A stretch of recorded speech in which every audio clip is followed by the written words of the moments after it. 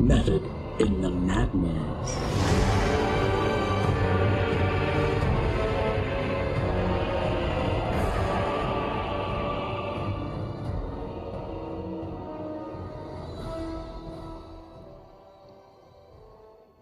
Nine breaths did Ortelos Sack wait before slipping into the winding back alleys of Gildenhollow. Enough for the veteran dock worker to see the Free Guild patrols pass by on their nightly route. Enough for the gloomy banks of cloud to obscure the faces of the albemic moons. Enough to become just one more shadow. Secrecy and intrigue were offerings to the Ninefold Father. Just as importantly, the Order of Azir was always watching. The hidden war between Ortelos' ilk and Sigmar's witch hunters had persisted for many a long year. Their names were known to the cults, discerned from stolen missives or whispered by demonic patrons. Balothariel Shalair, Haniver Toll, Gildenhollow's own prelate of vigilance, Ptolemy du Mager.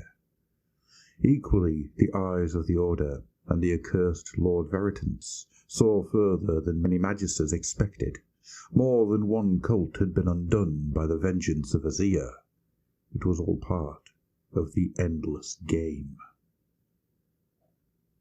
But Ortelos had no time for games. He had been chosen for greater things. His feet echoed across the silver-lined stones of the alleyway. One of Ortelos' hands remained under his cloak, gripping tightly the package he had been sent to acquire. He stepped over the somnolent bodies of iron dust addicts and maimed factory workers begging for scraps, rough spun cloak ghosting centimetres above the ground. Under the moon's lambent glare, the fabric peered an iridescent purple. The sanctuary wasn't far. The cult of the Bronze Vulture delighted in making their lairs among tap-houses, gambling dens, amidst the rafters of illegal fighting pits. Places that the great and good of Sigmar's nascent empire chose to pretend didn't exist. The doorway that granted entrance to the Molten Ingot, one of Gildenhollow's many alehouses, glowed with an inviting warmth. Ortelos ignored it, giving it one further furtive glance before slipping behind the building.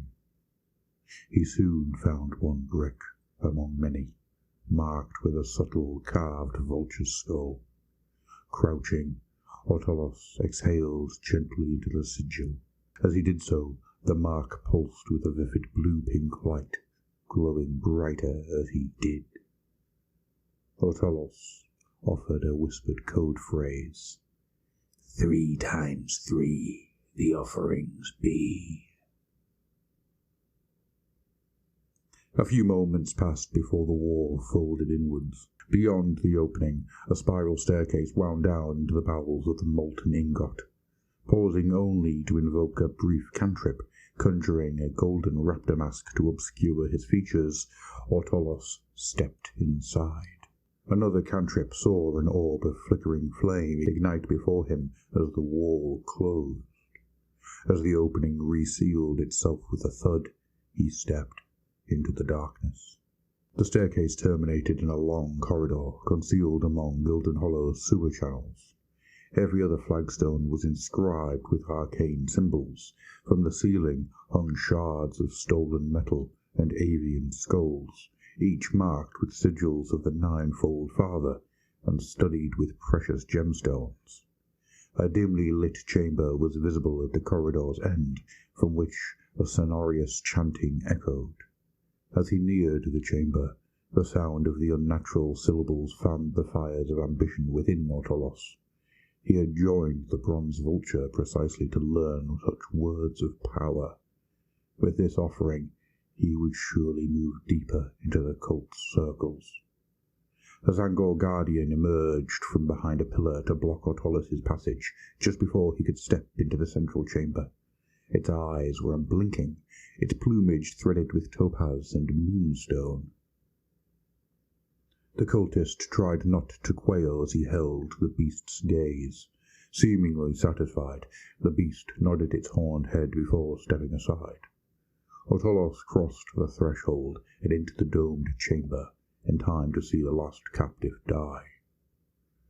The prisoner, likely one of Gildenhollow's many back-alley thugs, thrashed in their captor's grip, caught on the precipice of the last change, a moment before Magister Sakhormat dragged the crystalline blade over the neck. Blood spouted as the body slumped to the ground, joining 8 others in deathly repose. Autolos felt his gut churn.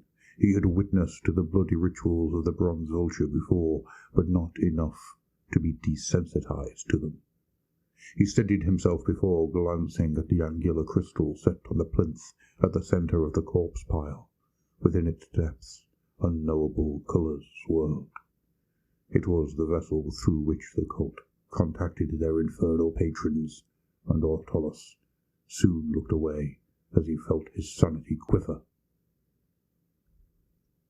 Brother, Sakhormat's voice cut across the dockworker's thoughts. Blood dripped from the Magister's knife as he spoke. Sakhormat's face had been turned inside out, a gift from the ninefold father, muscle and skin writhing beneath an exposed skull covered in runic markings. You join us. I took the long way round, Brother Magister. It seemed most prudent. Autolos nodded as he stepped closer. Other masked acolytes lurked in the shadows, watching him alongside hulking Zangors. Pausing to offer a bow to the demon crystal, Autolos returned his gaze to the Magister. From beneath his cloak he produced the package he had hauled across the city, still wrapped in satin cloth covering. Brother, elixir twists under the gibbering moon's light, Sakhormat said without preamble. Galan is on his own now, but that is above your station. Now, do you have it? Swallowing, Autolos removed the shroud covering the secreted package. Revealed was a broken metal panel inscribed with runes, either Azerite or Haitian. Autolos couldn't tell which. As he touched the broken artifact, a mental fog suffused the dockworker's mind. He fought to deny it even as the masked cultists around him shuffled in for a closer look. Smugglers brought it in from the docks bordering the Shimmering Sound, Autolos said, casting a glance to the demon crystal. Just as the Burning Masters described. I don't think they know what they had. When they found out, I was willing to keep silent in return for this one piece. They were happy to trade. A fragment of the Storm King's shadow engines, Sakhormat whispered. With trembling, feather-scaled hands, the Magister took the item from Autolos. The dockworker was happy to let him do so. Whispers from his fellow cult members filled the air as Sakhormat turned towards the demon crystal, dropping to a knee and raising the fragment high. A tangible link to his vaults of the profane. With this in our possession, we will track down others of its ilk and claim the treasures within the name of the ninefold father. And he thanks you for it. The triumphant chanting of the acolytes ceased as the words echoed. The Zangors trilled and twitched. As the temperature rose, Autolos felt his stomach drop. He tried to stop the shaking as he and every other cultist turned to the crystal. So violently did the prism pulse with unearthly light, it seemed that it might explode.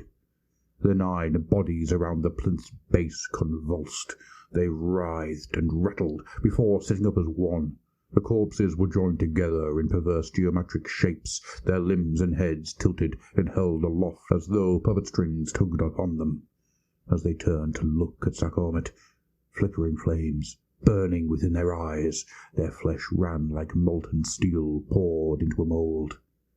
"You serve us well, little mortals," the corpses croaked, 9 dry voices speaking as one. Within the crystal, light became shape. An avian head formed within, its beak long and hooked. From its eyes leaked thick plumes of bronze-coloured smoke. You steal for us, you lie for us, you kill for us, and always to satiate the same desires, power, secrets, change. The Vulture Lord's eyeless sockets lingered on the object Sarcoma held. Autolos was suddenly glad that Magister had taken it. You go places we cannot.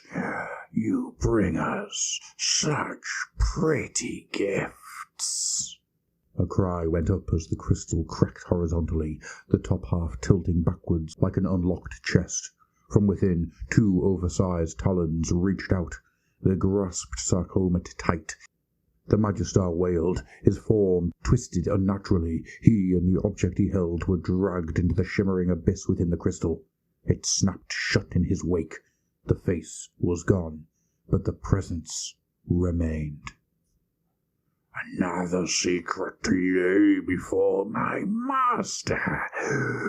No doubt he shall puzzle over this latest mystery most deeply.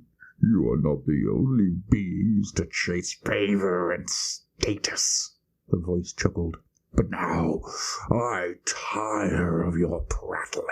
I think new supplicants are in order. Yet you begged for knowledge, and I will provide. Meddle not in the games of gods, lest you become a piece of the board.